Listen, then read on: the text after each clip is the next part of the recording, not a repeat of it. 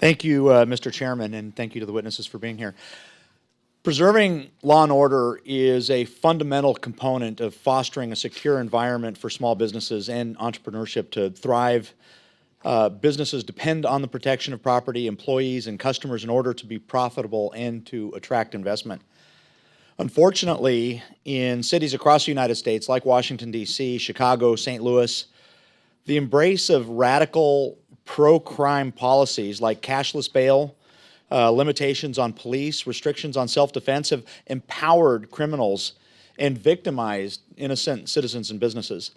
I'm going to start with Mr. Wickham. In your testimony, you highlight how small businesses have faced the brunt of rising property and retail crime in the last few years. Can you expand, excuse me, can you expand on what government policies you believe have contributed most to the forms of crime that most commonly victimize small businesses?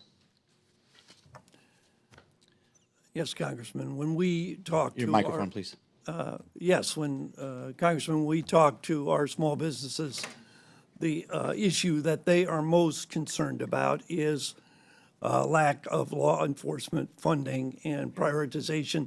The second is decreased prosecution policies. Hitting it both at the initial reporting of the crime. We have statistics from our friends at the National Retail Federation that 64% of businesses reported less than half of the crime incidents in their stores, and the reason most cited was lack of law enforcement support.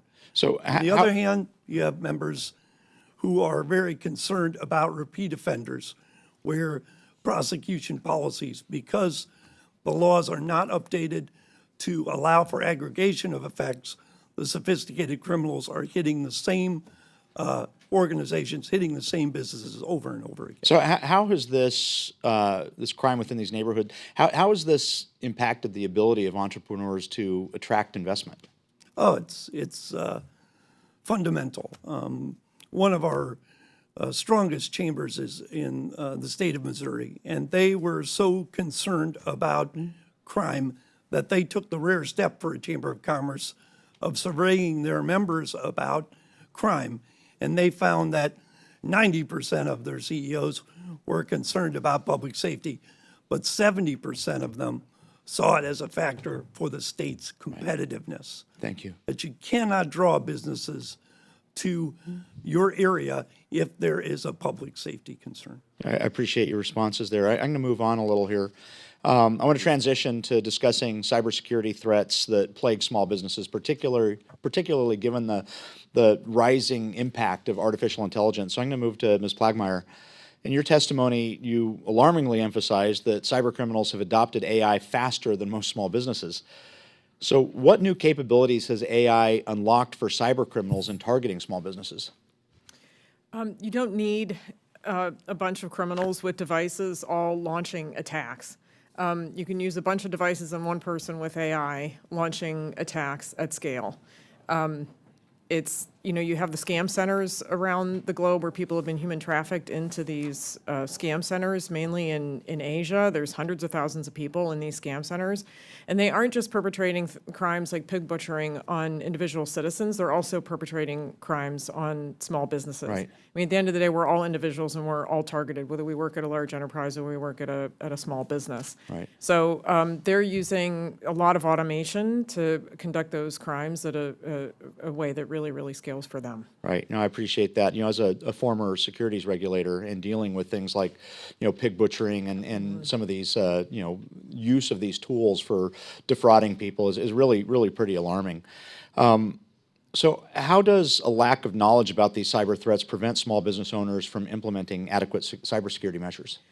Our belief is that they just don't understand enough about basic IT hygiene. Some of the things that I listed in my written statement. It's that lack of knowledge, that lack of education. Some of those myths I mentioned where they, oh, my IT guy has it handled or my managed services provider has it handled. And they don't know enough about the risk to manage the risk. So they don't know what questions should they ask when they hire an IT person or a managed services provider? How do they hold that person accountable? What sort of data and reporting should they be looking for to say that we're actually decreasing the risk to the business? So that's where we come in with small business education. In layman's terms, there's a lot of tech speak, there's a lot of jargon out there, and we try to cut through all that so that the business owner understands how to manage it. Right. I appreciate that. Unfortunately, I've run out of time. I just want to acknowledge that the AI Wise Act that I'm co-leading with Representative Skolton is trying to at least attack a part of that. But I thank you for that time, and with that, Mr. Chair, I yield. Gentleman yields back. I now recognize